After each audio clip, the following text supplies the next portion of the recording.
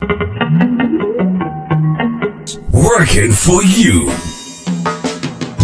A weekly talk radio program which highlights developments of national interest and the activities of your St. Kitts Nevis government. Join host Lesroy Williams as he presents news, views, reports, and interviews about everything regarding the activities of the Team Unity government and the building of our communities and the development of St. Kitts Nevis. Tune in and call in to interact with your government and share your views regarding the upward forward development of your community and our beautiful Twin Island Federation. Working for you is weekly, every Wednesday live from 1:30 p.m. to 3 p.m. on ZIZ Radio, Win FM, and Sugar City FM with rebroadcast on participating stations. Working for you. Good afternoon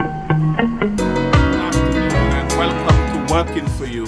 I am Lesroy Williams. Thank you very much for tuning in to today's program, wherever you are in the world. From week to week, your company is very much appreciated.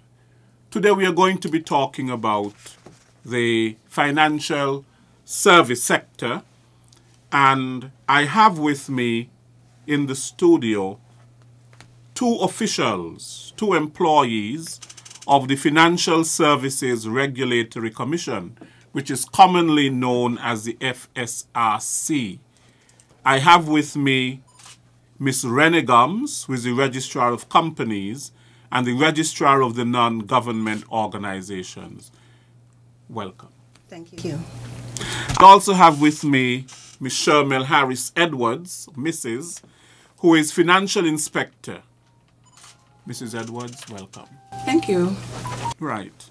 It's not very often that we have people from the financial services sector on this program, but recently, those of us who are following Parliament, a number of the bills, a number of the amendments and so on to the bills had to do with the financial services sector and had to do also with the legal sector. So the legal and financial services sector, the bills had to do with that. And Renee and Shermel are here to explain to us what some of these amendments and so on mean. Now, what is the FSRC, or the Financial Services Regulatory Commission, and what is it responsible for?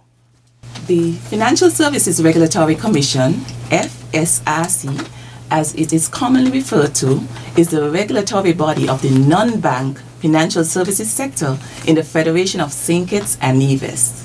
Right. Okay, what are some of the things that you actually deal with?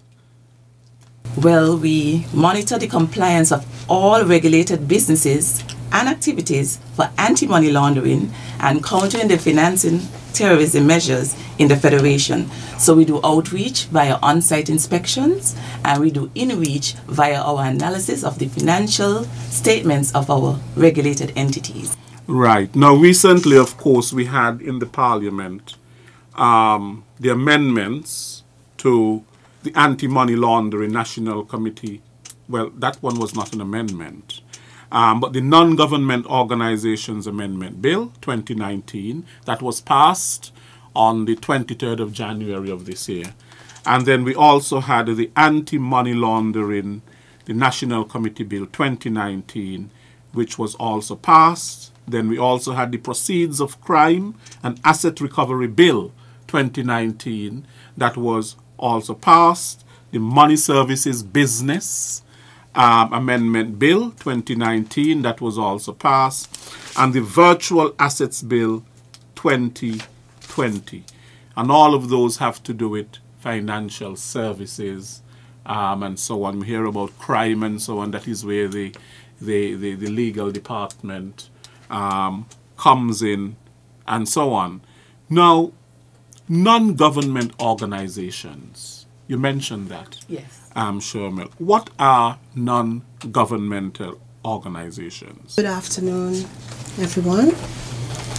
I am the Registrar of Companies and Non-Government Organization, commonly referred to as NGOs. As you mentioned previously, we've had some changes to the legislation. The substantive legislation came about in 2008. So the legislation has been around for some time. However, because there has been no framework as such, no regulatory supervision, we felt that it was time for some amendments to be made. And the amendments that were made actually have named the FSRC as the body to regulate and monitor the sector. Just to provide some information on what is considered to be an NGO. It's quite extensive, so I would read synopsis from the legislation. And it refers to an NGO as a non-profit making non-government body whose aims, nature, and objectives are primarily for the benefit of the public and shall include the following. I'm going to list the activities that they have here. They are patriotic, charitable, sporting, human rights, artistic, social, professional, religious, scientific inquiry, community development, sustainable development, and protection of animals. So as you can see, the net is quite wide. Right. So we are saying that any organization that finds itself involved in this type of activity must register with the FSRC. Now, we are not interested in the small little groups like the sporting groups, little netball groups who will raise little funds to provide uniforms and that kind of thing. What we are looking at is the major players, those persons who are involved in raising funds and dispersing funds. What would be some of those major players in the Federation? Well, we look at organizations that have affiliation internationally, maybe like the Red Cross. That would be one off the top of my head. I have the Lions and so on. Lions, PALS, those type of organizations. Okay.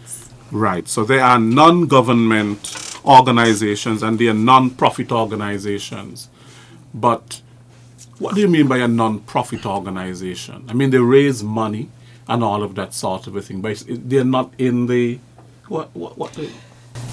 A non-profit organization essentially is referred to as a company that is involved in non-profit making activities, and this type of business is usually NPOs, as you refer to it, normally referred to like a church or that kind of thing. And it's basically an organization which is based on guarantee. You don't have shares, you don't have shareholders. Non-commercial. Right. So it's based on membership. Right. And each person would guarantee that in the event that the company or the organization finds itself liable for something, say, hey, I will put up myself and I will be liable for X amount of dollars. But these MPOs, we do have MPOs on our register, but they do not fall under a specific legislation. They would come under a company. But because they are captured under the Companies Act, we are saying that they must take the next step and be registered as an NPO because of the type of activity that they have. And why is it so important to regulate these businesses and their activities? Why is it so important, these NGOs? It is important to regulate them for a couple of reasons.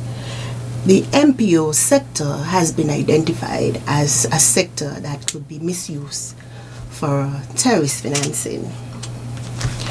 And we are saying that because they have been identified as entities that can be used, they have been signaled out basically because you know that for a local NGO, we know them, they have the public trust. when they raise funds, sometimes you see a box, it's like throwing money, everybody come and put in the extra change. So they are cash intensive. And sometimes they have maybe local currency, foreign currency. And they are easily incorporated. So they fly under the radar. Not only that, because of these type of organizations are excellent at networking. Yeah, affiliating this island, that island, maybe internationally as well. So because of this, it provides a platform that could very well be used for terrorist financing. And for laundering money. Laundering as well. So, for example, money is coming from some drug cartel, but that money has been filtered through a charitable organization or a non-government organization. So you have to look at where the money is basically coming from. Exactly. So it can be used as a sort of a mask, I suppose, for laundering. Yes, laundering of money. And to add, you do have international organization that may pose as a charitable organization, maybe for the raising of children or whatever activity. But behind that, they are actually maybe affiliated to maybe a terrorist group or affiliated to a country that is susceptible for that type of activity. So they are basically fronting. Yes. Fronting. They are fronting for the criminals. On the face of an NGO. Correct. That the face that you are seeing is not the face of a criminal network, but behind it, Correct. the criminal network is. So there's a lot of smart ways in which people are money dealing, or dealing in terms of money services, and that sort of a thing. Now, Sherman, how would you define money laundering? Because people hear it all the time. Money laundering. I know that the laundering part, your laundry and so on, and you wash your laundry and you clean and so on. And also counter-terrorist financing. Okay, well, as the name suggests, launder. That's associated with washing dirty money. That's simply put. But it's really the concealment of funds derived from unlawful means, trying to disguise them as legitimate funds. That's simply put what is money laundering. The washing of dirty money, so to speak. And what about counter-terrorist financing? No, the process by which terrorists fund their operation to perform terrorist act is really what terrorist financing is.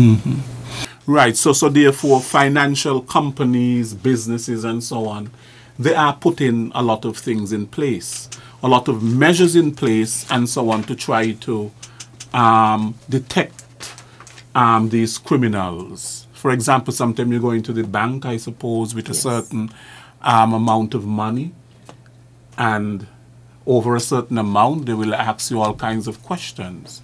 Is that one of the, why they do it, because of this sort of... Yes, those are part of the mitigation methods that financial institutions impose or implement. Because ultimately, banks do not want to lose their corresponding banking relationship or de-risking possibilities. So as a financial institution, you're obliged to know your customer, and you must know the source of funds of any funds that is deposited in your institution. So this basically, these type of activities are really tied to complying with international standards. Correct.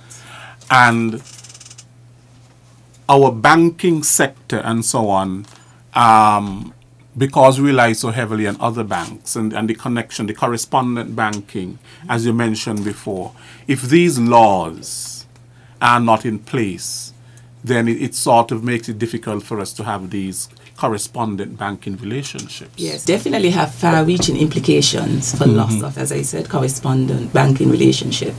Which brings me to the point of the Financial Action Task Force, FATF, which is really the international body that set the standards to combat money laundering, terrorist financing and the proliferation of weapons for mass destruction. So St. Kitts and Nevis is a member of the Caribbean Financial Action Task Force, CFATF, which is really the regional style body of the FATF, international body. Okay. Now, the legislation, there's legislation that we have in our federation that speaks to NGOs. What is this legislation? You know, it is Section 3 of the NGO Act, Cap 2059. What does it specifically state?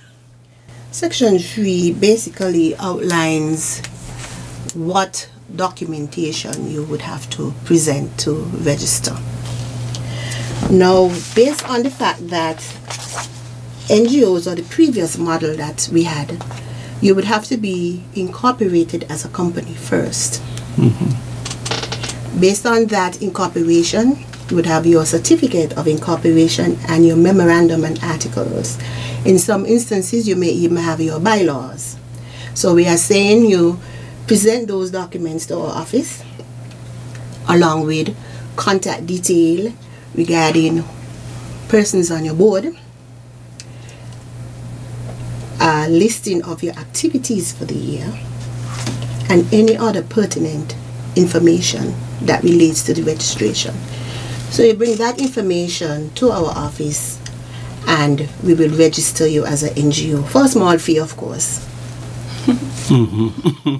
of $150. Right. Yes. That's for the registration purposes. And every year you would pay $20 just to remain on the register. I think that's minimal. Oh, right. Yes. It is. Right. So you first have to register. Yes. And you have to register the NGO, basically. And it has to be registered almost like it's a company. Yes, the company would give you its personal identity. Right, the company gives you personal identity. And right, and you have to provide all those details in terms of, you know, what the company is, what the objective of the company is, the membership of the company, and all of that sort of a thing. And then the operations, of course, of the company. And what about the monitoring? That's where FSRC comes in. That's where you come in. And how do you go about your monitoring? Monitoring is basically done through on-site inspection. The on-site inspection would entail looking at the operations, funding, looking at the financial statements, and identifying deficiencies in the operations and making recommendations as to how you could change or whatever these deficiencies, or improve on the deficiencies. For FATF purposes, really is looking at the financial aspect and ensuring that what you would have said or said, but we are not involved in this, or we only raise a certain amount of capital, that this can be proven. You know, it is so important, I think, that there is accountability in these, NGOs, because we know what can happen. People can run off with the money. There's no proper accounting and all that sort of a thing. I have heard of stories, for example, when you have disasters. For example, if you have a devastating earthquake or hurricane and so on, and these charitable organizations sending money to whatever, and the money doesn't end up where it is supposed to end up, and all kinds of things ends up in people's pockets and all that sort of a thing. Correct. So you have to really have proper accounting. And so on. Or some of these churches, sorry to say, but some of them are involved in a scam. I mean, the pastor is full in his pocket. There's no proper accounting. Do you come to the people and you say, well, look, I must give provide a financial statement to them. How much money did you make last Sunday? You can't be that you make $900 one Sunday and you pocket half of it. And then you start driving a BMW and all. So, we have to look at a lot of these things in terms of, transparency. That word. Accountability, transparency, good governance. Yes, that's basically what it boils down to at the end of the day. And at the FSRC, we say record keeping, proper accounting, those are the hallmarks of good governance. And we are basically trying to ensure that we bring in all these NGOs and ensure that they are monitored and regulated. Yes, and that the money that you're raising money for a certain cause. And if that money has been raised for a certain cause, then that money should go towards the cause. It shouldn't be misappropriated into something else. Yes, just to add as well that we always look for due diligence checks that is conducted on the directors or anyone who hold a managerial position at these NGOs to ensure that, you know them. Right. I know things like the Red Cross that you mentioned. I mean, these are international NGOs and so on. And over time, they have gained a certain reputation and so on. But you've also heard of some cases too. You know? So, of other organizations, you know, quote unquote, with international reputation, and sometimes you hear about all these things happening and so on. So that is why your work is so important. Correct. You know. Now, how can NGOs specifically, I know we touched a little bit, be abused for terrorist financing? Rennie, I know we touched on snippets of it and so on, but how can they be abused for terrorist financing? Actually, it's pretty easy for NGO to be abused for terrorist financing. As I mentioned earlier, because NGOs are usually cash intensive. You have cash on hand. The organization flies under the radar. There is no proper monitoring or supervision. Any connections, maybe with international organizations that may be affiliated, and that is key. The key thing is the affiliation with these organizations.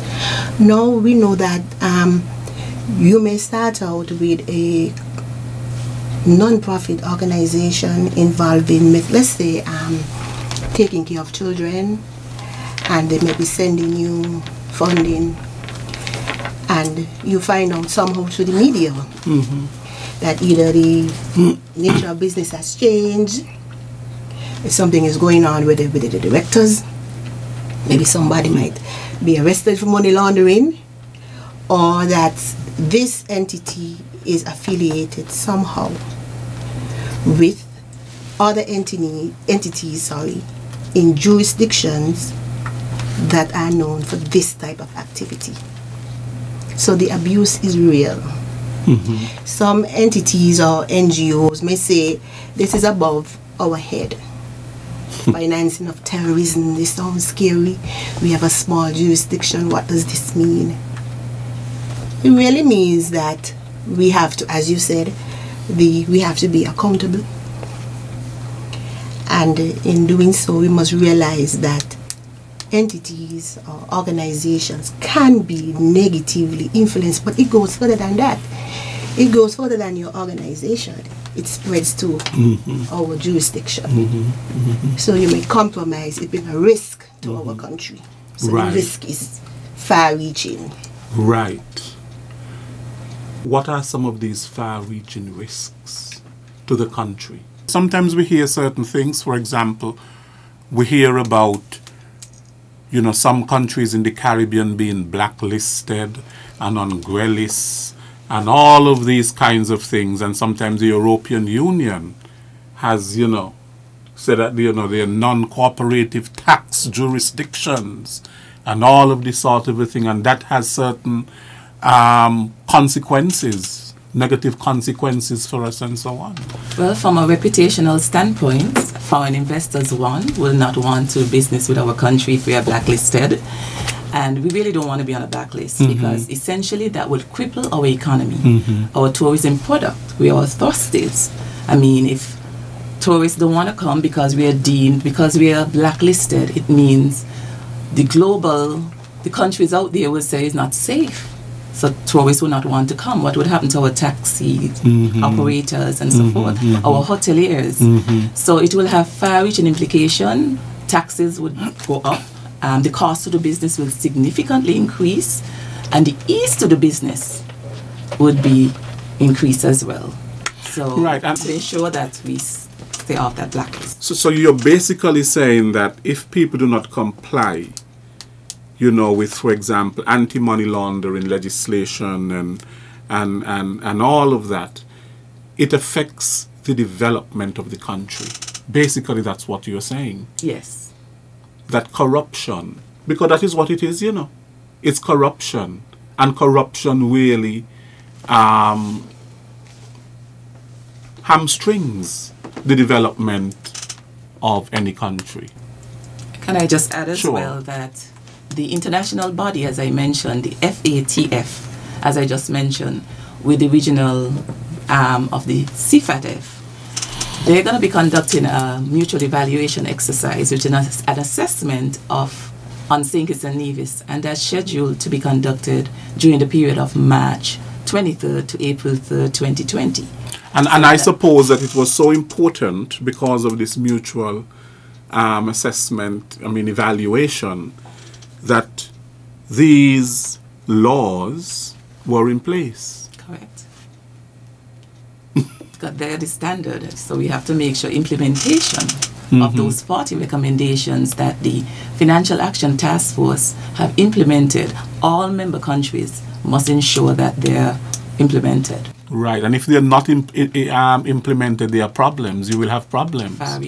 Far-reaching problems. Hence, this mutual evaluation is a national event, and it requires all relevant sectors to be involved and engaged, because ultimately it affects our jurisdiction, St. Kitts and Nevis. What are some of the sectors that would be engaged in the evaluation? Well, the FSRC, our office, is where they will be housed, but the Financial Intelligence Unit, FIU, Customs, Inland Revenue, because that's our tax, the authority of tax, the police, the white-collar crime, the banking sector, for example.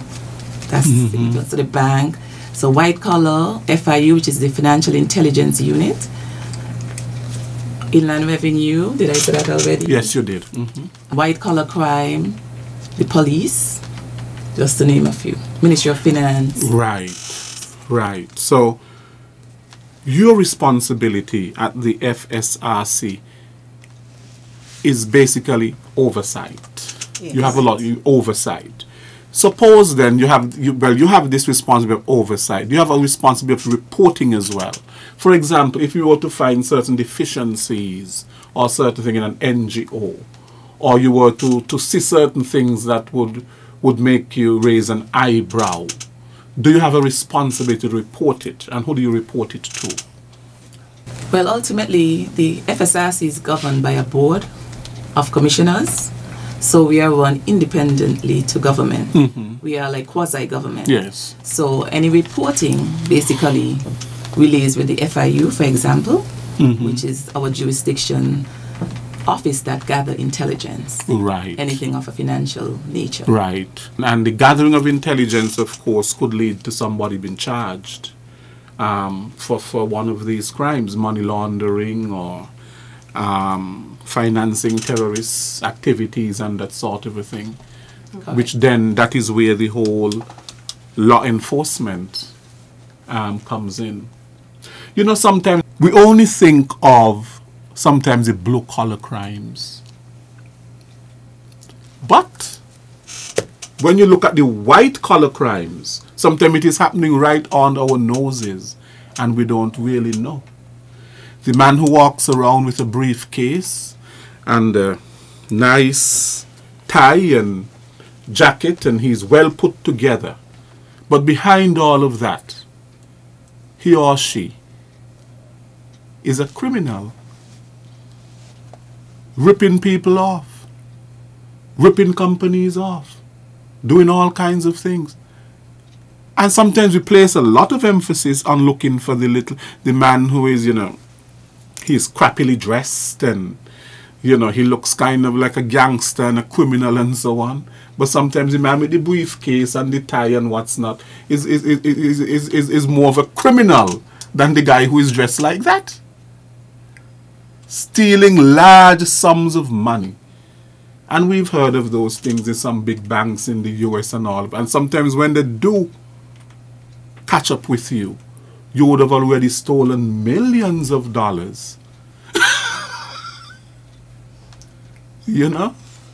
It is really sad. Now, what factors can contribute to an NGO being labeled as high risk? Rennie?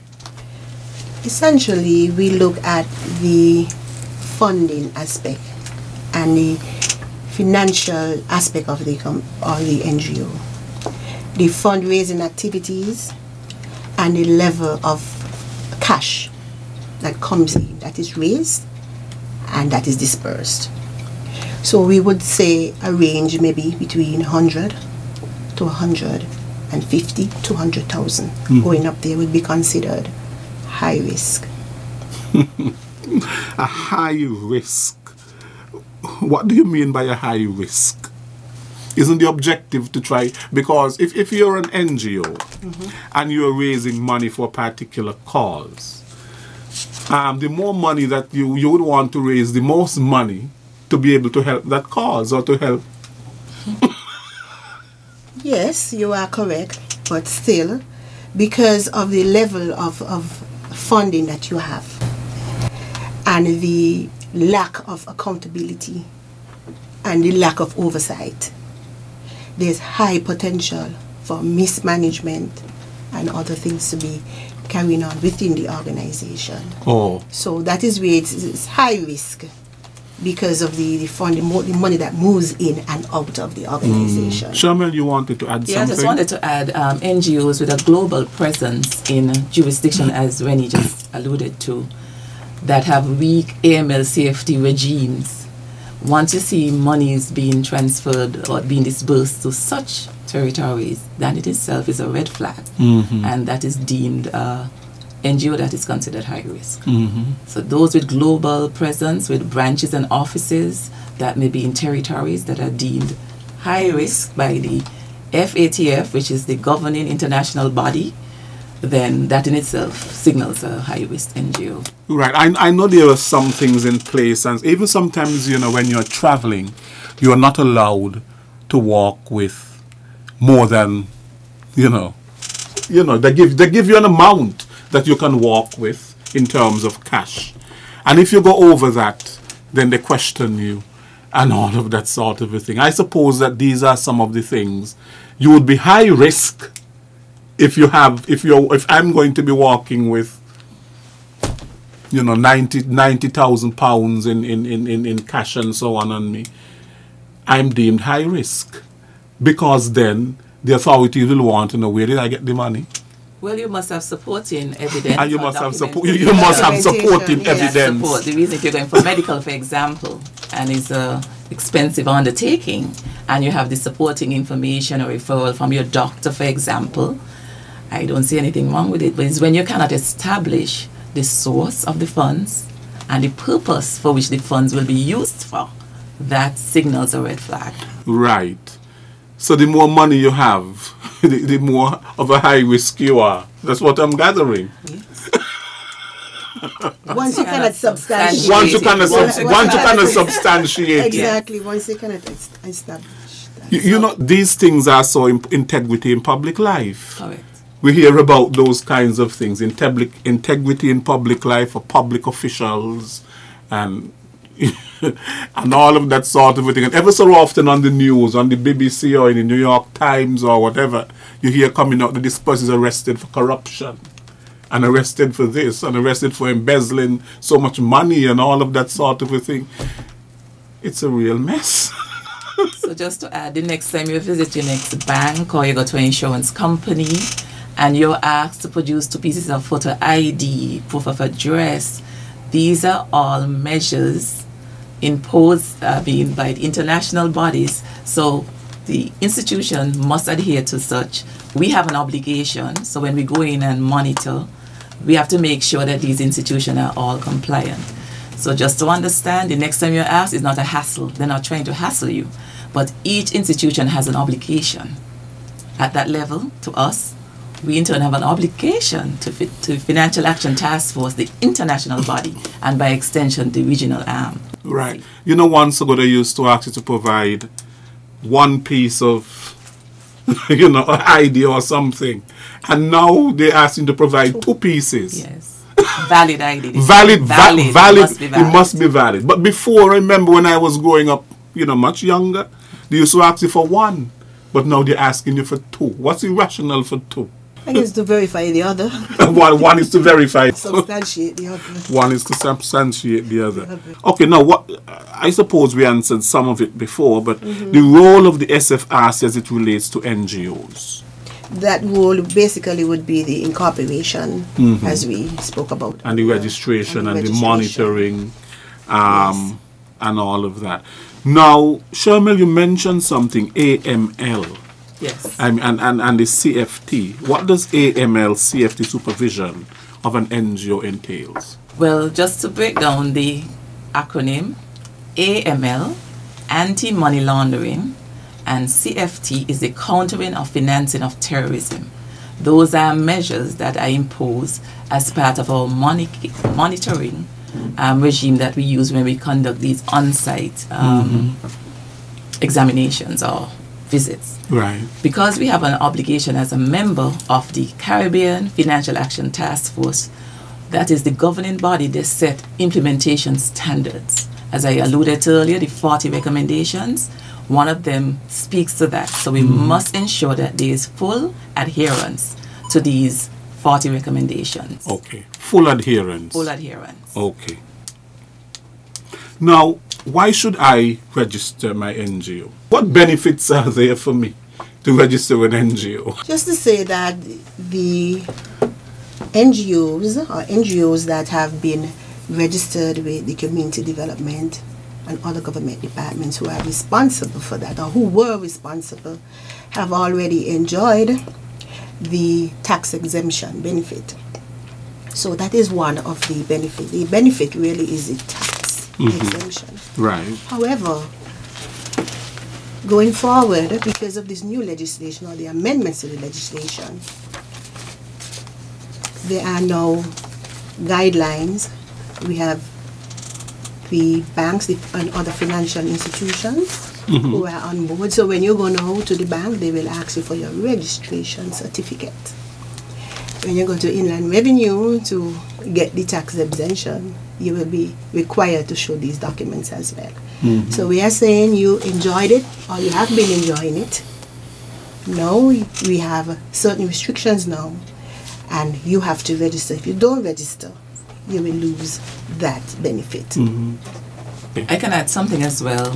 The overseas donor that is providing funding for the local or domestic NGOs, they also can enjoy a tax relief or discount from the funds that they have donated as well. Right. So that's the bigger picture. That's also the right benefit for the overseas donors. This might be a question for moral philosophy, but is crime profitable, or it only appears to be profitable? We see people get involved in crime because it's profitable.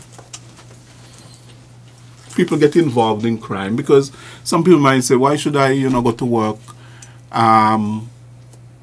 hours a day, and at the end of 40 years of my life, I really have not seen what, what I have really worked for.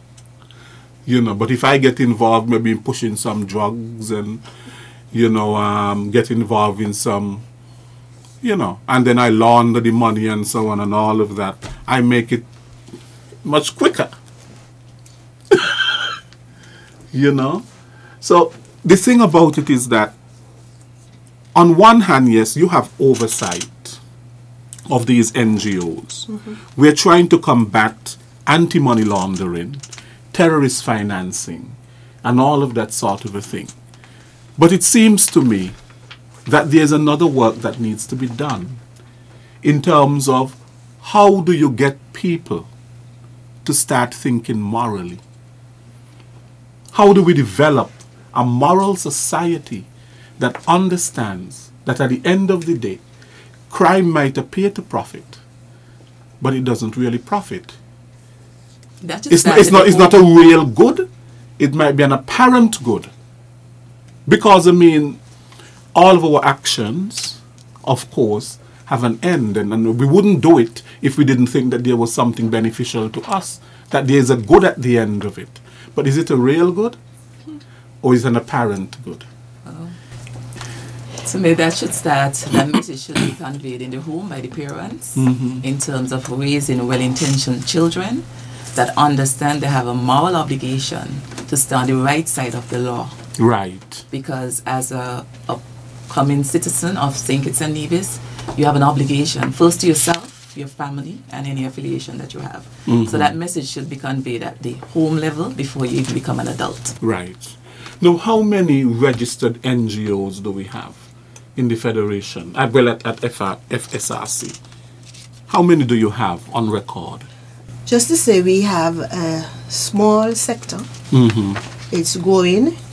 We started out at 14 and we're moving up to 23. But we do have MPOs, as explained, non-profit organizations.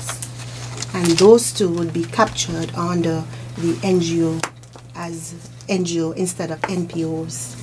But the sector generally is small right now. It is small. Yes. Now, most of them would be on the which activities, because you outlined at least 12 of them: charitable, sporting, human rights, artistic, patriotic, religious, social, professional, scientific inquiry, community development, sustainable development, and protection of animals. Most of them will fall under which category? Most those of that we them have would fall under charitable. Charitable. And we do have one or two that falls under the protection of animals. Animals. We don't have any sort of a human rights non-government organizations Human registered. rights. None. Is it because we are doing so well in human rights? There's no need for activists? It's really because of the information that is not out there. The legislation has been in place since 2008, but because the information had not reached persons and they don't know maybe where they can go to register their organization. But I believe one or two organizations may very well be operating without proper registration. Oh, I see. So that is why we're here, basically to bring them in, give them the information, and let them know this is the framework and this is what you need to do. Right, so if you were to discover that there is an organization operating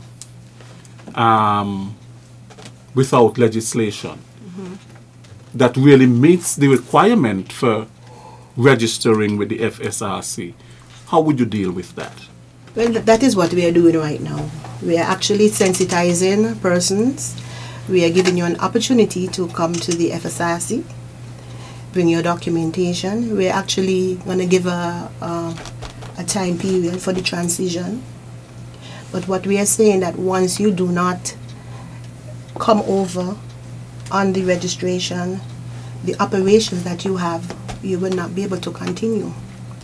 So we are saying if you're out there, you're operating, you're actually getting the benefits of a non-government organization. Because you don't pay no tax. You don't pay any taxes.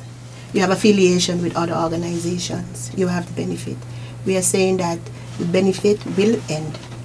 So you need to come in and speak with someone. Come speak with me at the financial services, or one of my assistants will be happy to provide the information. But what we are doing, once we get a hold of names and listing, yes, we are currently sending out information. We're sending out flyers, a questionnaire, so that these things they can be filled out.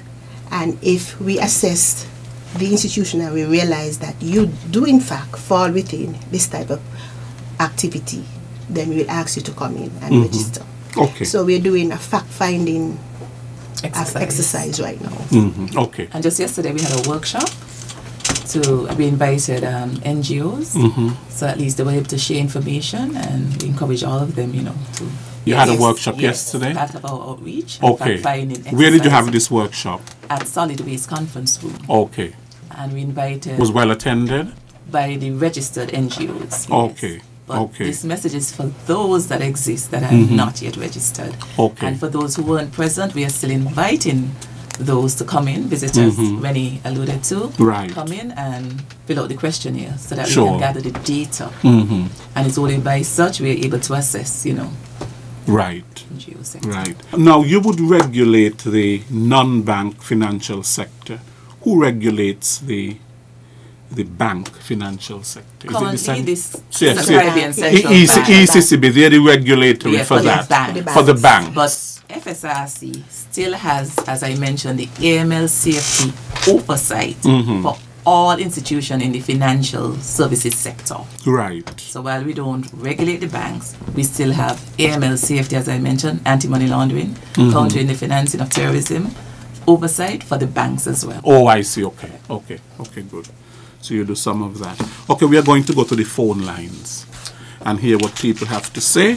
The numbers to call, we are opening the lines. The local number is 465-2555. That's the local number. And the overseas number is 1718-577-2916. That is 1718-577-2916. We await your calls. No one yet. This may not fall under your purview, but there was also proceeds of crime and asset recovery bill. I suppose this will be linked to things like money laundering, terrorist financing, and so on. All involves money. And I suppose we've mentioned earlier that some of these NGOs might be fronting for terrorist organizations. Hi, good afternoon. Good afternoon. Working for you? I've been listening to the discussion, and I'm currently sitting on the executive of an NGO. My question to Rennie and Sherman is, what is the first step to register my NGO, and what would I need to do to ensure that I am compliant? Thank you very much for your call, your question. The first step would be to register or incorporate your NGO as a company limited by guarantee. Once you would have done that, you would register or apply to be on the non-government organization listing. It's basically a registration. The application form can be found on our website, fsrc.kn. But if you come to our office, we'll provide the application. The application is simplistic, and it basically just outlines basic information, names. The name of the applicant would be the name of the company, your address, your contact information, the proposed address of the NGO, and a description of your business. Along with this, you would also present your constitution and memorandum of association, a statement which details your aims and objectives, a copy of your board information who is involved in the management, and of course your existing bylaws. Now let's say that the company does not have any bylaws. We will still accept your registration with just your memorandum and articles and your statement of organization. And of course there's a registration fee of $150. EC dollars. Okay, now one of the things that we didn't much touch on is the consequences of money laundering. The disadvantages. For example, we said it affects development of a country, but how? Well, it's a criminal offense, so conviction and imprisonment is usually the outcome because it's a crime. So any brushes with the law constitute, once the investigation has been launched, and that's the police matter really. Well, providing there is the substantial evidence then conviction can be made, and there are serious fines as well. Right. So apart from imprisonment, there are also associated fines with money laundering related crimes. Right. And there's a reduction in government revenue, isn't that so? Yes. There's a reduction. How? Basically, it's because you're absconding or you're not going through the correct channels, which is exactly what you are doing. So as a result of that, government will lose revenue. Right. And we know that revenue government needs to fund important services and the public infrastructure of a country and so on. So at the end of the day, it boils down to you who's involved in the criminal activity. You are basically, not helping your country in any positive way to develop. No. But sometimes people don't realize that. Correct. Because you're robbing your own country. You're robbing your own country of revenue and all of that sort of a thing. Some of these countries, we've had our share in the Caribbean and so on of, some of this happening in some countries, and we can see the result in terms of the history of what has really happened. When you take the money and it leaves the socio-economic status of the country is basically affected and so on. Just to add to that, we are actually making an appeal as well to non-profit organizations. These are companies, for the most part, that are registered with us. They do have the oversight. They do have the benefit of the non-tax. But they definitely do need to make the additional step in coming under the NGO legislation. Right. So basically showing out an appeal to those NPOs. The NGOs are the ones that are out there, and we don't really know, we don't really have all the information regarding them, and we need them to come in as well. Now, Sharmel, there were some other bills that were passed in the House, and you said they were all requirements for the upcoming mutual evaluation assessment, which is conducted on member countries to test compliance with 40 recommendations. Yes. Right? But for today's discussion, Recommendation 8, that's Recommendation 8, non-government organization, is our focal point. Right. Because that essentially deals with ensuring that legislation guidelines are in place for the NGO sector. Okay. Working for you, good afternoon. Yeah, good afternoon, Mr. Williams and company, the two ladies there. Yes. Lovely program as usual. Now, question to the ladies. Now, suppose I work in for one of them, and their business is an NGO, and I doing what I'm not supposed to be doing with your money. Or you said, well, the penalty for that is imprisonment. Well, what about making me pay back the money? Because what I was doing there, I consider it a crime. And in local term, well, decent office term, they like to say embezzle, meaning not about no embezzle. I know about thieving. So I am caught thieving your money. Shouldn't I be made to pay back your money?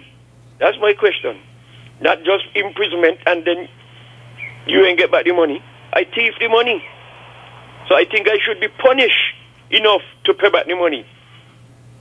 So my question is that what should be done with me and the money besides imprisonment? I'll listen out here for the rest. Thank you. He asked the question, dear Sharmel, which is something that I was leading into when we had a previous caller. And it had to do with the Proceeds of Crime and Asset Recovery Bill that was passed in the House. So in other words, we said that of course we'll make a profit from crime, monetary and so on. But when it is that they are caught, I think the question that he's asking is what happens to that profit? That money that you stole or that you would have, you know, there are certain things I've heard, sometimes the money is frozen and, you know, you freeze the person's assets and things like that. So in other words, you have to take the profit out of crime, so to speak.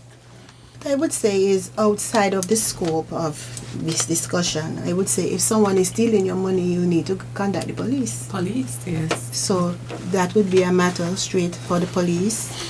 And if he's working, as he said, for an NGO that is not registered, really we don't have the oversight for that organization. So definitely we'll have to come on a matter for the police to deal with at that time. Yes. That is why it's so important for these NGOs to be registered. Right. So we can monitor them. Right. And also we can have due diligence on persons who are involved in the operations, whether they are fit and proper. If this person has a criminal record, so you have to provide these type of information. Right. So I would say that would be a matter for the police to address. Working for you, good afternoon. Good afternoon. Good afternoon. My question is that I think that you mentioned that maintaining financial records is an important part in monitoring NGOs. Correct? Yes. Well, I represent a small NGO, and I must say that I am concerned about the costs associated with preparing financial statements. What options are available for not only for me but for other small NGOs to satisfy this requirement? What I would say that the intention of the legislation is not to disrupt the operations of the NGO. She mentioned that the maintaining financial accounts is a very expensive venture. Now, at the financial services, we provide you with certain options. If you don't have the financial statements, but you do have the accounts or a solvency statement, and a solvency statement which really outlines your assets and your liabilities. And we are trying to find out really how solvent are you. So if you don't have the statements, the audited statements, we will definitely accept a solvency statement from your organization. But the intention is not to disrupt your operations and to provide an onerous obligation on you, especially if you're a small organization. Right. And that information could be prepared by your local treasurer, for example, who have access to your records. So you don't have to engage an external auditor to produce the audited financial statements, as Rennie said, just the internal records. Working for good afternoon. Hi, good afternoon, Mr. Williams, and good afternoon to the ladies on your show. I think it's a good program. Sounds good. Ladies, do you know the penalty that you will have to pay for money laundering, international penalty and local penalty? No, I don't. If you're found guilty? No, that's a matter for the That's out of our scope. Yes, that is out of their scope. It is a matter for the police. It's a matter for the police? Yes. They don't deal with not the charges. Not the charges. If someone is found guilty for money laundering, would you have an idea of the penalty that they will pay? Would it be jail or would it be money that they will have to pay if they're found guilty? Do you know? I mean, I don't know if you know, but I assume that some of the places it can be jail. But I want to know if you have to pay money or you'll be jailed. Could you? If you can't answer it, that's okay. Thank you. Either both. Yeah. It could be either or both. Yeah, usually both, maybe. Right. But what we do know is that the detrimental effects of money laundering and terrorist financing, and what it really does to development of a country. And you mentioned before, Sherman, the reputation. Correct. You lose that reputation, it's hard to regain it. And if a country loses their reputation in terms of being a responsible member of the international community, then that affects the country negatively. Because then, as you correctly said, other countries would not want to do business with that country. So it affects international trade. You said it affected correspondent banking relationships and so on. But I think one of the things that is, you know, the proceeds and all of that, you know, from money laundering and terrorists, and the damage that it does to a country, it's hard to quantify. Let's just bring it even closer home. If for some reason a local bank loses its corresponding relationship, you're unable to send a wire transfer. Working for you, good afternoon. Good afternoon, Brother Williams. Good afternoon. And good afternoon to the two young lady there. Good afternoon. Well, I want to thank you to updating us on what we can get into with money laundering and all those things and NGO can get into. Now, Valti just asked a question there. And you said the police. Now, I think that is the law, the court, that all those supposed to be decided in the courthouse. The courthouse will know how much to charge that person if he get caught in money laundering, because that is an international courts, international law. You understand? So I believe that anybody get caught in money laundering is the courts got to decide that, not the police. The police will involve you to maybe take you to the station or whatsoever. But when you go to the courts now, the courts will work out whatever is you get to do that, or whatever you're going to charge is by money. Anyway, wonderful program as usual. God bless. Just to say, before you reach the courts, the police will definitely have to arrest you, and the DPP will bring charges in accordance with the money laundering regulations. Right. Yes. Sometimes what we see happening in these non-government, non-profitable organizations is apart from raising funds, they would receive donations. Yes. They receive donations for a particular cause, for example. And sometimes what you find happening is that you have people who are enriching themselves from these donations that are supposed to be going to a particular cause, or taking the money that should be spent, for example, on disaster recovery.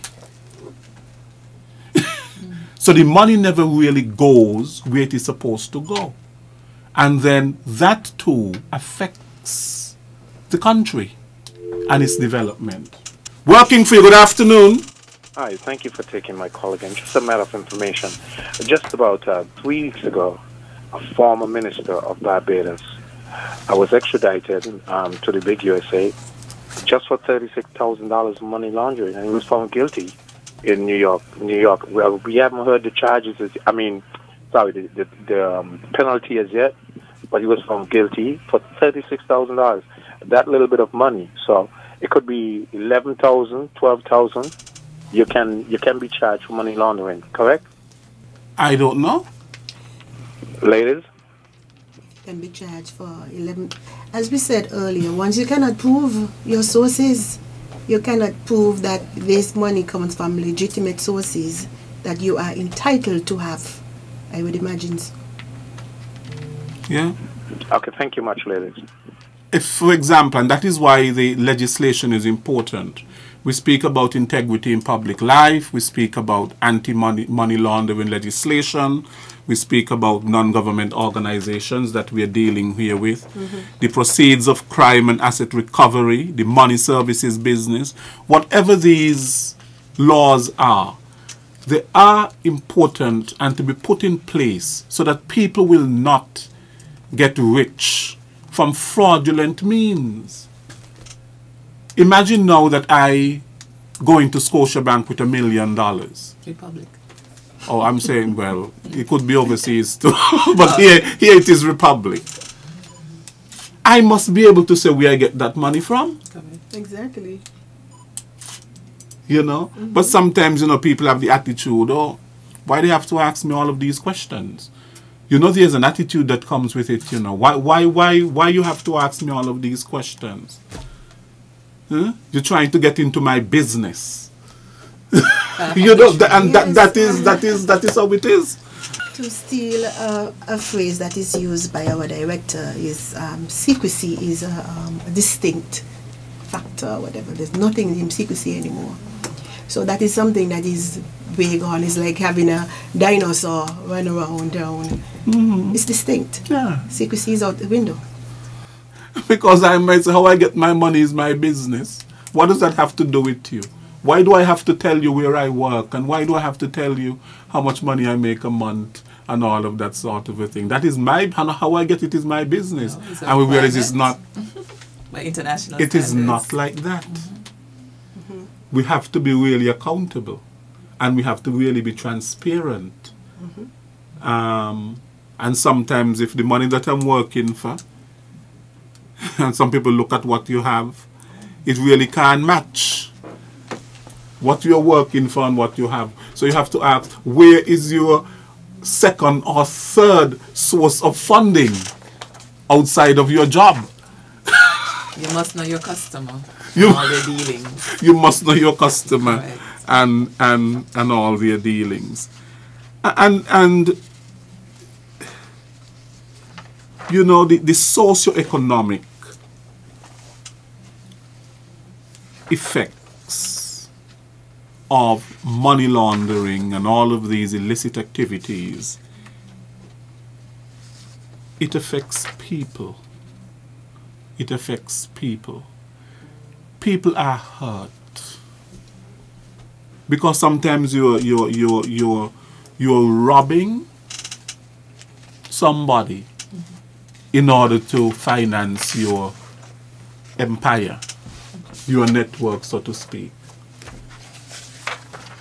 And you know, it happens on a smaller scale, you know, because then we have sometimes on the internet and so on, people telling you, oh, you must send them this money and so on because, you know, their mother is sick and she needs to go to the hospital and she has to have an operation. And sometimes you see things say, oh, you win a cruise, but you've never been in any sort of any thing to win the cruise. You win a cruise. You never applied. You never applied or anything like that. But in order for you to get the whatever, you must send so and so. Send some money and all of that sort of a thing. So some of these people, I believe, are involved in the very same kind of thing.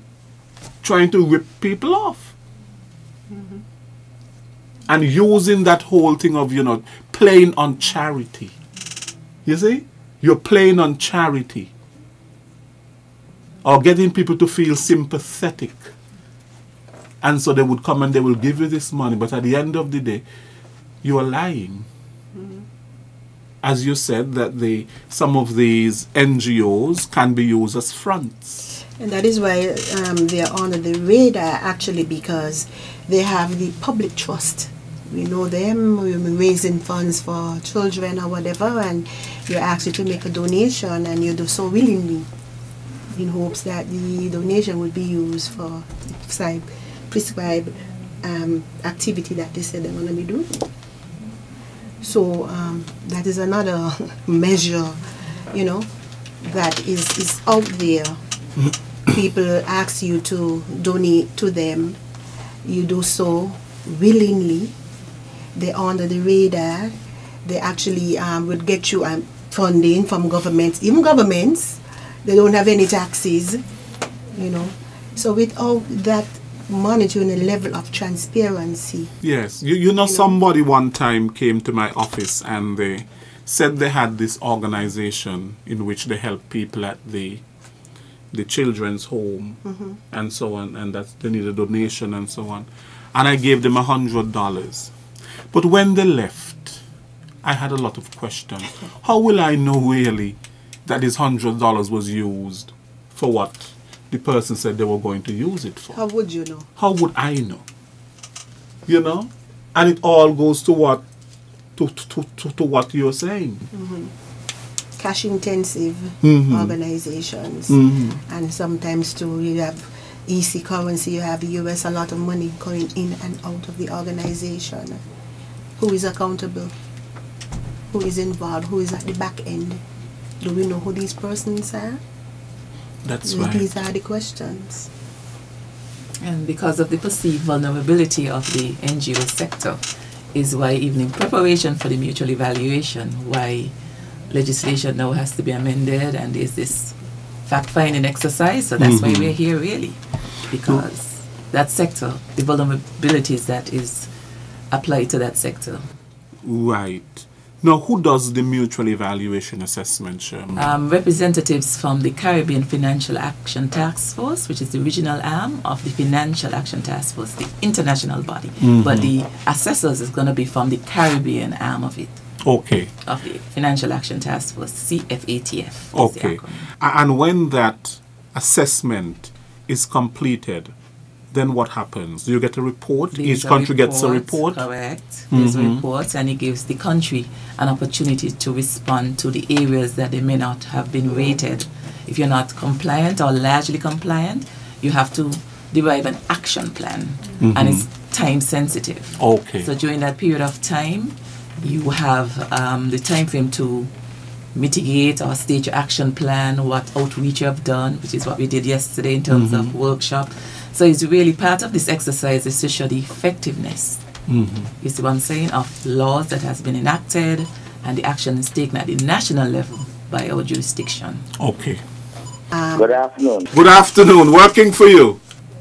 Isn't it the United States has a law where once you have a transaction of $10,000, you have to answer a federal form, have to fill a federal form, and even when you're traveling, and you're traveling, you have to, I know about you're traveling, you have to fill a form, say if you're traveling with 10,000 US dollars or more. And also, if you purchase, if one entity buys over another entity, the federal government, they have to answer federal questions to know where the money comes from to buy out the other one. Isn't it so? Is it not something we're trying to reach? Yes. That's all I'm asking. Yes, that form is called a source of funds declaration forms. And if you could elaborate, I'll be glad. I'll listen after you though. Okay. Any transaction conducted at any financial institution, like a bank, for example, above the threshold that has been set by the international body that I just made reference to, you are required to provide a supporting documentation of one, the origin of the funds or the source of the funds. So where did you get it from? So it's not enough for you to just fill the form. There's going to be a need for evidence, documentary evidence of where the funds came from. And sometimes you ask even what is the purpose of the funds. You see what I'm saying? So that all ties into part of the Know Your Customer, which is an international requirement by any financial institution that is conducting business in our jurisdiction. So yes, to answer your question, there is a form, source of funds declaration, and it captures transactions above the reporting threshold of $10,000 US. Okay. Now, NGOs, a lot of what we have said would have touched on the making sure that they're not committing criminal offenses and so on. But what are some of the positive benefits of NGOs? As we know, NGOs are established for charitable purposes. And it's really for non-profit, for helping the community, basically. That's about and bringing people together. Bringing people together, performing and finding platforms to bring it together, help children, maybe raise children, charitable purposes. So would you encourage more NGOs in St. Kitts? Of course, because they have so many areas in which persons are looking for help. Working for you, good afternoon. Yeah, I'm back. Yeah, my question is this now. Mr. William, if you has a business, let's say you're selling egg or you're teaching in a school, well, you are considered as an NGO. Now, suppose you travel overseas and you're coming back to a country. You know, like one caller just said here, you're allowed to travel with a certain amount of money, and over that, well, you have to answer questions. How you come by this, where you come from, and where you going to do with it. Now, if they take away that money from you, Mr. William, that money and that case just gone like that, or you have to go back to identify to them where do you get the money from and how you get it and why you come in here with more than that, and you know you ain't supposed to come in here with that. So my question is that case done right there if they take with the money and tell you when you come back, come say this, and you know go, what gonna happen to you? That's the question there. What gonna happen to you if you ain't go back? I listen up here. Just to say, he said that he is an NGO because he sells eggs. Yeah. From what I understand, for NGO, your activities is supposed to be charitable. So has he given away the eggs? Right. Yeah, you're not selling. You're not supposed to be selling. Once it's an NGO, it's a non-profit organization, it is not being used for commercial purposes. Exactly. It is for charitable purposes. So you are not selling. So for example, the Red Cross and so on, they are not selling. You have a disaster, they're giving out food, they're giving out water, they're giving out, clothing and so on. They are not selling you these things. They're giving them to you. And they're not supposed to be making a profit. If they're selling them, then they are involved in going against what an NGO, what an NPO really is. Yes. And they are involved in fraudulent activity. Yes. The very same thing if they're taking the stuff that is meant for people and taking it home. Like that sort of a thing. It's amazing. I was reading in, they had some earthquake in Puerto Rico. And the lady who received all of this aid for the people had them in a storehouse, and the people did not even know. Instead of distributing them to the people, they were kept in the store, in the storeroom. The people got so angry. Here it is that you have these goods. People are looking for water and people looking for whatever, and you have all of these things in a warehouse. Then why did you receive them? It's basically to distribute them. Correct. Not to keep them in a warehouse. You should stay true to your mandate. As an NGO. You stay true to your mandate as an NGO. And that is why it is important for regional NGOs to interface with local NGOs who are properly registered. Correct. Because in that way you can monitor. You have some oversight. It will be difficult for you to have goods in a warehouse, maybe packed up, So we are saying the importance is for you to register. You need aid from outside. You show your documentation. Here I am a registered entity. I have been registered to do XYZ. You can deal with me. And I have the oversight. Right. FSRC. So people are more inclined to put their trust. Correct. Exactly. In a registered NGO. That falls under the regulatory umbrella. That falls under. That is correct. So once you're under that umbrella, when is the face at FSRC? So what would be your advice to someone who comes to you and say, well, I have an NGO, give me some money because I have to contribute to so and so and so. What would be your advice to such a person? If anybody comes before them to tell them that they have this organization to which they must donate money because they are going to give it to so and so, what would you tell them? My first question would be, is this organization regulated, and who is it regulated by? If they just say, well, I don't know, it's some organization in St. Kitts that's raising funds for XYZ, that my first question would be, first ask them who regulates, because you want to deal with an entity that is transparent. And reputable. And reputable, don't forget that. But you don't want a phony. No. A phony NGO. And just to go back on something related to the FATF requirements for NGOs, what we're really looking at is those NGOs that raise funds and disperse funds. So you raise and disperse. That's what we're looking at.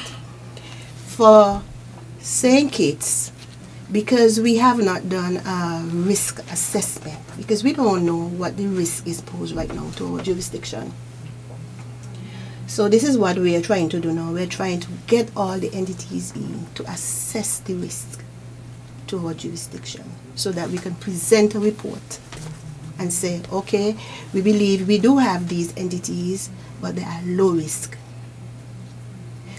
we could assume that we have low risk based on the size of our country. We are small. And persons will say, oh, we don't have that kind of thing happening here. But we don't know. And these entities, they must be assessed. And we must provide the report to substantiate our claim. So if we say low risk or no risk, low risk, well, we must provide the evidence. So that is why we are now asking. And vice versa. If they are high risk, you have to provide that evidence as well. As well, yes. That's a very, very important point that Rennie has just made. Because as part of the mutual evaluation, because the NGO sector has been deemed globally as high risk, we have to substantiate. Hence the reason why we need the data.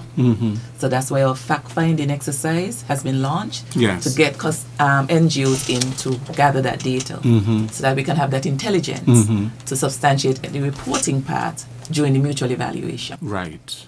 Okay. Because they will ask for that. Yes. Correct. You just can't make assumptions. You know, it's low risk. It's low risk. Yeah. It must be factual. You have to have the data, the data to go along with it. So we need the cooperation of the entire NGO sector. Hence the reason why we are trying out this appeal. And Rennie is our registrar. Yes, right. Right, I think we're out of time.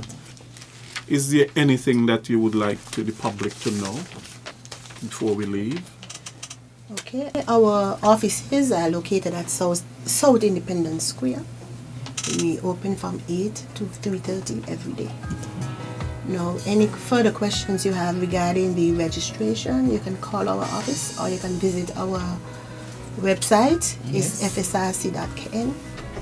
If you come to our office, you can ask to speak with me. My name is Rennie Gums, or you can ask for Miss Natalie Wallens. She'll be on hand to assist with the registration process. I think it is important, Rennie, to let the public again know what are some of the documents that are required for the registration process. As I alluded to earlier, the requirements, the registration process would be the submission of your certificate of registration, your articles, and your memorandum. However, we are throwing it out to other entities, associations, because we know we have quite a bit of associations out there. So if you can bring your bylaws or any documentation that describes you or your organization, we'll accept that as your registration documents. So you bring those documents, which is just to recap, your certificate of incorporation, your memorandum, articles, or bylaws of any association that you may be involved in, along with the detailed description of your activities, because you must say what it is you are doing. Yes. So those documents, you bring those to our office and we'll assess your account. So you have to have the objectives and all of that of the your board members, and of course your IDs of the persons who are behind the organizations. Right. Qualifications and all of that. Yeah, I would just like to add to the physical location of our office. We do have the website, as Rennie just mentioned, www.fsrc.kn.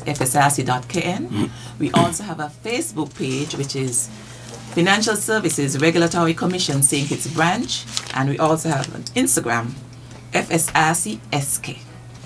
So you can reach us by any means. Right.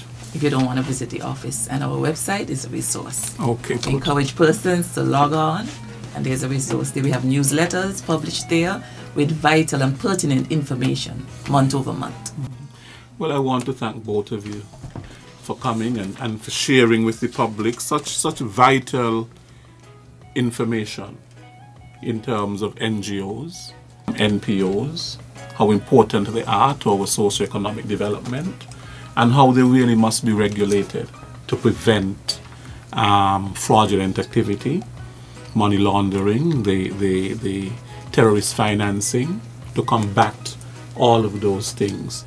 And to let people know as well, and these organizations, there's a place where they can go, the FSRC, to register their NGO, and all will be well. Yes. So thank you very much, Pleasure Shermel, and thank you, Rennie. And so at such a very short notice that you came, but I'm happy to have you. Thank you so much for tuning in to another edition of Working for You. All of our listeners and our callers, we continue to appreciate you from week to week. Next week we will be back for another edition of Working for You. Until then, I am Les Roy Williams.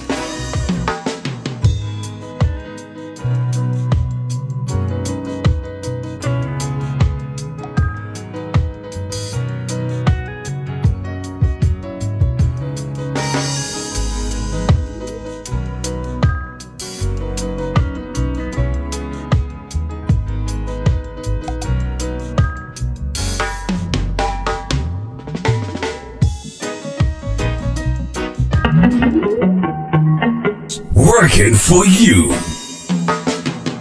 A weekly talk radio program which highlights developments of national interest and the activities of your St. Kitts Nevis government. Join host Les Roy Williams as he presents news, views, reports, and interviews about everything regarding the activities of the Team Unity government and the building of our communities and the development of St. Kitts Nevis. Tune in and call in to interact with your government and share your views regarding the upward forward development of your community and our beautiful Twin Island Federation. Working for You is weekly, every Wednesday live from 1:30 p.m. to 3 p.m. on ZIZ Radio, Win FM, and Sugar City FM with rebroadcast on participating stations. Working for You.